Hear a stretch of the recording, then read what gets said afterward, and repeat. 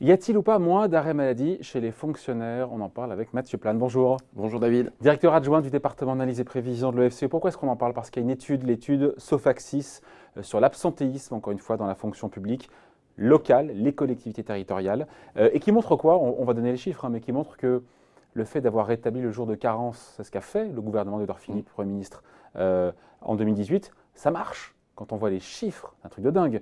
La fréquence des arrêts de travail de quelques jours a baissé, mais drastiquement, de 20% quasiment en moyenne entre 2017 et 2018. Et le nombre d'arrêts d'une journée a baissé carrément de 46%.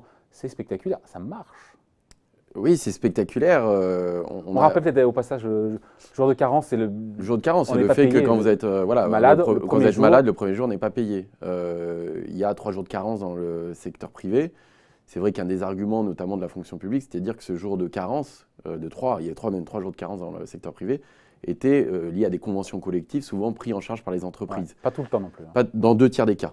Voilà. Oui, bon, voilà, cette mesure-là avait... à 100% d'ailleurs dans le privé? Alors ça dépend, mais souvent, dans pas mal de cas. Non, ce qui est intéressant, c'est qu'il y a eu des études quand même sur ces choses-là. C'est-à-dire qu'on voit, et là d'ailleurs, l'étude qui a été faite le montre assez bien, c'est effectivement, ça a un effet sur les congés, sur les arrêts maladie courts, on le voit très bien, sur les arrêts d'une journée, il y a une forte baisse. En revanche, il y a des effets, on va dire, de bord, ou des effets qui sont moins maîtrisés, qui sont qu'en fait, dans la structure des arrêts, on a beaucoup plus d'arrêts longs. Ouais, mais non, mais donc du coup, dans le schéma, dire savoir déjà. Mais oui, mais ça veut dire quoi, ce qui marche? Est-ce que c'est de faire des économies ou pas? La question, c'est est-ce que finalement vous réalisez des économies? Donc ça marche. Il y a moins d'arrêts courts. Il y a moins d'arrêts courts, mais il y a plus d'arrêts longs. Et si on demandait quel jour tombaient les arrêts courts, on tomberait sur quoi? On ne sait pas. Bah non. Plutôt le lundi? Non. D'abord, alors, ce qui est intéressant, c'est un petit week-end plus long. Non, mais là, c'est un peu de la provoque, mais c'est la provoque, mais il n'y a pas un fond de ça aussi? Non, il y a certainement que c'est mécanique, il y a l'INSEE qui a fait que les arrêts d'un jour ont baissé de oui, parce qu'il y a des raisons à ça. D'ailleurs, ils peuvent se substituer des RTT. Il y a des gens, d'ailleurs, qui sont, et donc c'est l'INSEE qui a plutôt montré ces études-là, qui montraient que, globalement, en fait, cette étude, on a pu être menée, parce que dès 2010, en fait, Nicolas Sarkozy l'avait mis en place, et ça a été rétabli sous François Hollande. Ouais. Et ça a été remis en place après. Et on a vu le yo-yo en termes de statistiques. Et donc voilà, donc on a un peu de recul, on a des contrefactuels, on peut regarder par rapport au secteur privé. Et donc c'est vrai que, par exemple, quand on regarde la prévalence, en fait, la prévalence, c'est-à-dire le taux d'absentéisme lié, non, c'est comme ça que ça s'appelle, lié à l'absentéisme pour des raisons de santé, en fait, on voit qu'il y a les comparaisons entre fonction publique d'État et secteur privé, on est à des niveaux qui sont même un peu inférieurs à fonction publique d'État. Mais pour des caractéristiques qui sont liées individuelles, pour les métiers. Si on corrige de tout ça, on voit qu'il n'y a pas vraiment de différence. Ce qui est plutôt intéressant, c'est ce que montre l'INSEE, c'est qu'effectivement, ça a un effet fort sur l'absentéisme court, enfin en tout cas pour des raisons de santé. Qui était problématique ou pas d'ailleurs? Qui peut l'être, bien sûr, qui peut l'être.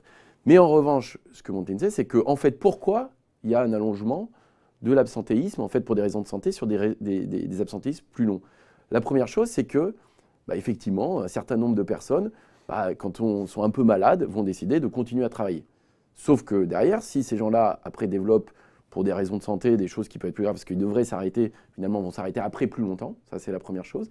Il y a une deuxième chose, c'est qu'il y a des gens qui sont malades, en fait, ne vont pas retourner au boulot tout de suite en se disant, en fait, je ne suis pas complètement guéri, donc si je retombe malade, je vais perdre mon jour de carence. Donc on voit, ça, c'est des effets indirects ou des effets de bord qui sont assez mal maîtrisés, mais qui ont des effets aussi sur les questions de finances publiques. Donc, ce n'est pas aussi mécanique que ça.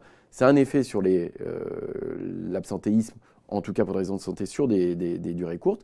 En revanche, sur les durées longues, ça pose un certain nombre de problèmes. Mais est-ce qu'avec cette baisse, encore une fois, drastique sur les arrêts de maladie courts, un jour ou très peu, est-ce qu'on revient dans une forme de normalité? C'est-à-dire une normalité par rapport, je ne sais pas, ce qui se fait dans d'autres fonctions publiques, hospitalières ou d'État, ou même quand on se compare par rapport à d'autres pays? Alors, c'est toujours compliqué ces comparaisons parce qu'il faut tenir compte des caractéristiques individuelles des métiers. Par exemple, la fonction publique territoriale a plus d'absentéisme pour des raisons de santé aussi, parce que les métiers sont différents. C'est ce qui a été montré. Il y a beaucoup c'est des métiers qui sont plus exposés à l'extérieur, etc., qui sont plus difficiles, qui sont plus physiques, plus manuels, qui sont plus physiques, ce qui est moins le cas de la fonction publique d'État, qui est plus dans les bureaux, etc.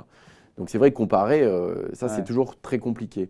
Ce qu'on voit, c'est que dans beaucoup de pays, ça a déjà été mené, ce type d'expérience, c'est-à-dire que la carence ou pas carence, mettre un jour de carence, typiquement en Suède, on a eu exactement les mêmes effets. C'est-à-dire qu'on le retrouve un peu dans tous les pays, c'est-à-dire qu'en général, quand vous mettez un jour de carence pour des raisons de santé, effectivement, il y a moins d'absences courtes, il y a plus d'absences longues. Donc c'est toujours donc le cette gain, parce maîtrise-là. qu'il y a un gain économique. Donc le gain économique n'est pas évident, le gain On peut budgétaire. calculer déjà le gain sur le fait d'avoir moins d'absences courtes sur une durée d'arrêt maladie sur un jour. Alors je sais que ça avait été évalué à peu près à 170 millions. C'est ça que j'avais en tête. J'avais 170 millions, mais ça ne prenait pas en compte le fait que les durées longues allaient augmenter. Et donc la question, c'est en fait dans l'arbitrage global, c'est quel est le gain budgétaire, c'est-à-dire quel est le gain lié au moins d'absences courtes, et mais le fait d'absences longues. Et les plus on a les d'absences chiffres, longues posent un les certain arrêts nombre de problèmes. plus de 15 jours sont en hausse de 28%. Oui. Et la durée moyenne des arrêts, au final, la durée moyenne des arrêts, au global, passe de 39 jours à 47 jours. Oui, et donc budgétairement, ce n'est pas du tout évident. Donc ça nous dit quoi? Ça nous dit que budgétairement, on est perdant. Je n'ai pas fait les calculs, on n'a pas les chiffres détaillés autour de ça, mais effectivement, c'est possible que même il n'y ait pas de gain budgétaire à la fin. C'est-à-dire que si la durée moyenne augmente… Alors après, il faut aussi corriger d'autres phénomènes. C'est-à-dire par exemple le phénomène du vieillissement de la population. Et notamment le vieillissement dans la fonction publique génère aussi des effets d'arrêt maladie supplémentaires. C'est-à-dire que le nombre d'arrêts maladie est différent selon votre âge, votre catégorie. Mais on le verra aussi dans le privé. On le voit aussi dans le privé. Donc à chaque fois, il faut corriger tout ça. Et d'ailleurs, c'est peut-être intéressant. Il y avait une étude qui montrait aussi ça sur les dépenses de santé et la réforme des retraites. C'est-à-dire que l'allongement des durées de cotisation, le recul de l'âge légal de la retraite a eu aussi des effets induits qui n'étaient pas du tout anticipés sur les dépenses de santé. C'est-à-dire que le fait de travailler plus longtemps pour des personnes qui vont rester en activité plus longtemps, en fait, on va avoir aussi plus d'arrêts maladie parce que ces personnes-là sont potentiellement plus fragiles. Et donc, c'est vrai que tout ça, la vision économique globale, elle est toujours complexe parce qu'effectivement, on peut penser que c'est plutôt une mesure de bon sens à première vue, mais en revanche, il y a des effets non maîtrisés. Une mesure d'équité aussi. Une mesure d'équité. Encore une fois, dans le privé, qui a 3 jours, même si pour partie, c'est pris en charge par les collectivités, par les conventions collectives. Mais encore une fois, la question est, est-ce que les gens s'arrêtent pour…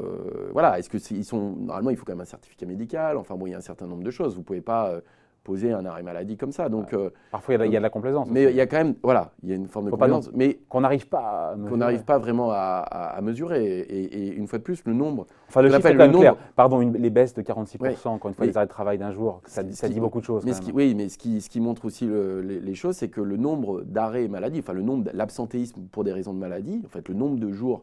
Enfin, si vous prenez une semaine, et le pourcentage de personnes qui sont absentes pour des raisons de maladie ne bouge pas, en fait. C'est juste il y a un effet de vase communicant qui peut s'opérer. Et une fois de plus, c'est assez intéressant parce que entre le secteur privé et le secteur public, quand vous regardez l'absentéisme pour des raisons de santé, en fait, il y a assez peu de différence. Ok, mais malgré tout, on se dit que mettre, encore une fois, un délai de carence d'un jour dans la fonction publique, c'est une façon de aussi peut-être corriger, encore une fois, et de revenir d'une forme de normalité aussi, même si on voit que entre les coûts, le gain à court terme et les coûts… La question, c'est qu'est-ce qu'on appelle la normalité? C'est-à-dire qu'effectivement, dans le secteur privé, vous avez… Il y a un sujet quand même. Il y a un sujet, mais est-ce que la question fondamentale là-dessus, c'est est-ce qu'il y a des arrêts maladie pour complaisance, par complaisance, quoi. C'est-à-dire, est-ce que effectivement, est-ce qu'il vaut mieux faire de la prévention et s'arrêter des fois un jour et reprendre le boulot et prendre une journée de repos, ou est-ce qu'il vaut mieux continuer à travailler quand on est légèrement malade? C'est ça la question. C'est est-ce que les gens le font de façon volontaire? Est-ce qu'ils arbitrent justement en faveur de leur loisir? Donc c'est toutes ces questions-là. Ça repose aussi sur effectivement les éléments de responsabilité de chacun. En tout cas, on a assez de recul maintenant pour voir que pour l'efficacité de la mesure de ce jour de carence, on l'a vu sous Nicolas Sarkozy, arrêté sous François Hollande, on a vu rebondir les arrêts maladie sur quelques jours, et là de nouveau on le voit pour le coup dans la fonction publique locale. Mais ce qui montre aussi que d'un point de vue budgétaire, c'est compliqué. C'est-à-dire qu'on voit que à travers les défis notamment à attendre sur les systèmes de santé, face au vieillissement, un certain nombre de choses, le progrès technique aussi qui fait que ça engendre, on soigne plus longtemps et mieux les gens, ça a un certain coût, mais on voit que finalement là-dessus, même si ça peut paraître comme ça une mesure de bon sens, le gain budgétaire reste quand même extrêmement modeste. Bon voilà, merci en tout cas, merci pour ces explications. Signé Mathieu Plane, donc directeur adjoint du département analyse et prévision de l'OFCE. Merci. Merci.